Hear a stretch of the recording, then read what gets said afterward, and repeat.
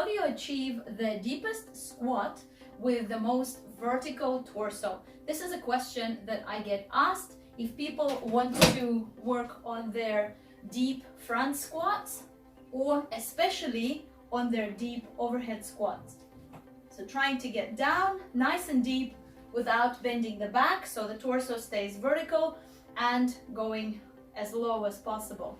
For this, as I talked before, you will need to have both ankle, hip, and if you're doing overhead, thoracic mobility. However, you can also change your foot position to alter how deep you can get down into the squat.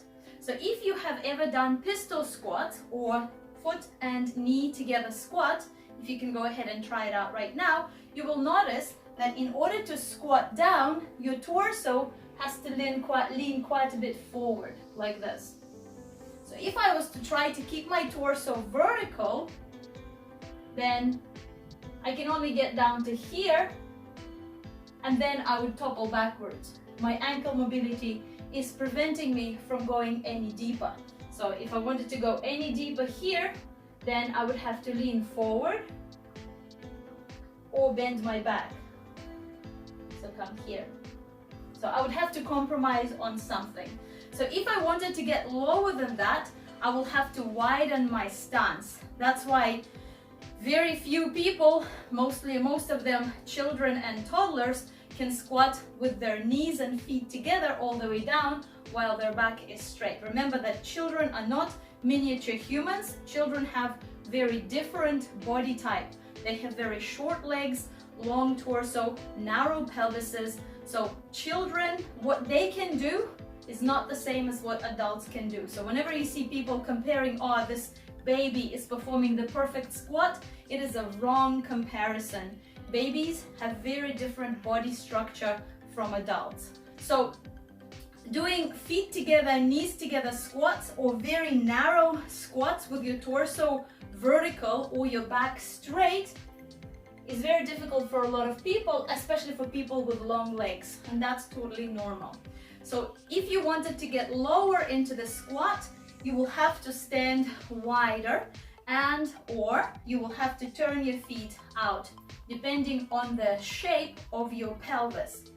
So for some people, this means that they stand a bit wider than shoulder width apart and turn their toes slightly out. Now remember that in all the squats, we have to have our knees tracking toes because that is a healthy position for the knees. So whatever your width and whatever your turnout, those knees have to keep tracking the toes. So if you compare the squat that you perform with just your body weight, here, see how my torso is leaning forward and I can keep my feet pointing forward as well. So I'm here. With a front squat, I'll make it a double front squat. So you can see if there is a difference. And so this is a comfortable double front squat. My toes are slightly turned out now, and I think my feet are roughly the same width. No, they're a little bit wider feet. Because I have to be more vertical, you see, so in the double front squat, my torso has to be more vertical than it would have been if I was doing a bodyweight squat. So bodyweight squat, I can lean forward more. And in fact, I have to because I need to counterbalance. And in the overhead squat, so I'll get these two puppies overhead. If I want to get deep, I have to stand even wider and my toes have to turn out a little bit more if I wanted to get deep into that squat, because my back has to be completely or as vertical as possible. This is a front squat and this is a bodyweight squat.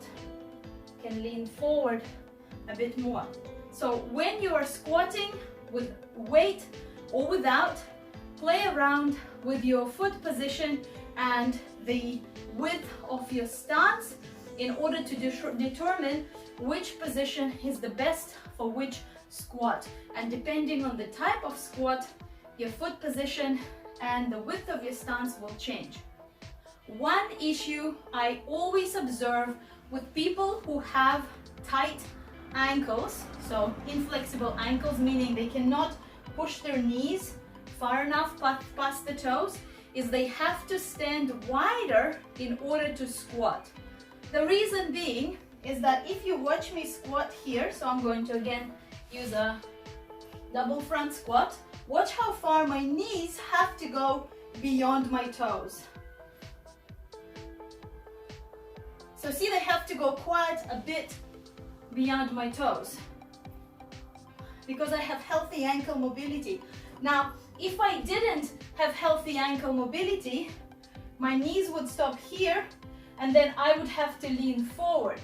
But if I'm holding two heavy kettlebells, I can't afford to lean forward. I have to keep my back straight and as vertical as possible.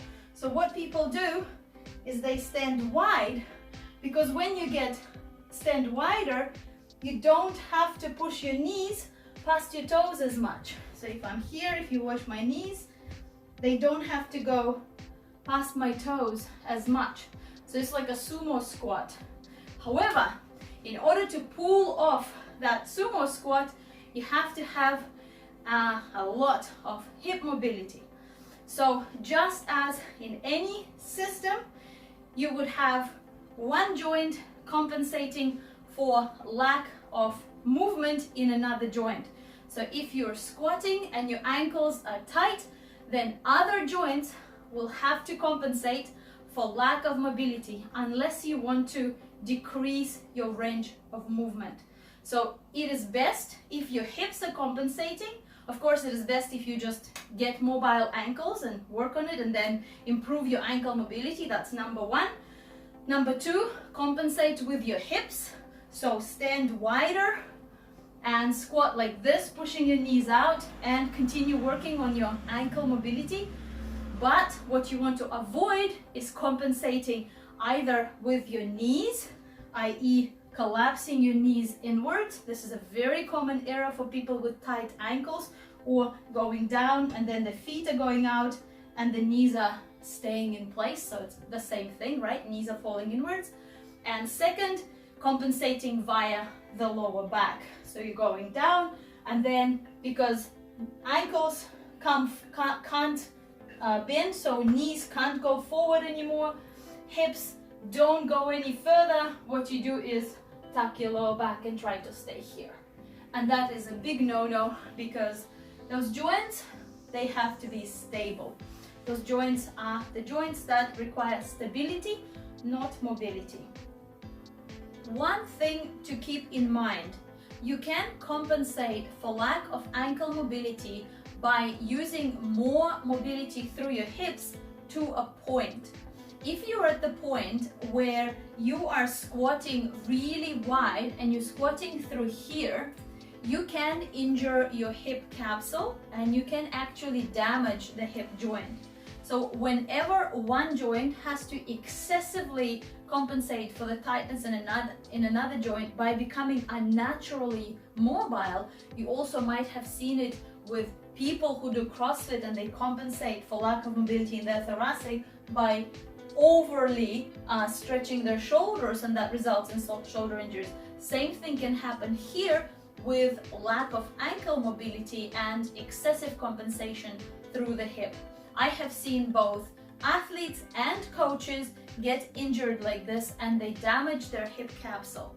So if you are at a point where you have to stand so wide and you have to jam your hips so much in order to squat, I recommend not doing that. Instead, I recommend using a heel lift for your squats. So place your heels on a small elevation and squat from there. Just remember that when you are picking up the weight off the ground, try to avoid picking it up with your heels elevated, because when you're picking something up, you're using your posterior chain, and you can't access your posterior chain very well if your weight is on your toes. So you want to come off the heel elevation. You want to grab your weight. You want to put it in the position from which you're going to be squatting it. And then you're going to squat it. Same thing happens when you're performing a complex. So if you're performing a complex of swings, cleans, presses, snatches, and then you do a squat, then complete all of the exercises without elevating your heels. That's why I do not believe in wearing Olympic lifting shoes. They just exacerbate the problem. They're not going to help you. So instead, complete all the movements just barefoot, and then only for the squat, step back onto your platform, and then if you're doing an overhead squat, complete your squats, and then come off the platform and continue your complex. So this is how my students perform complexes both in class and at home if they have tight ankles. And we do this with great results, because if people focus on mobilizing their ankles, eventually they decrease the elevation of the heels, and eventually they start doing it flat, with heels flat on the ground. I hope this video was helpful. Let me know if you have any questions about kettlebells in general or squatting in particular.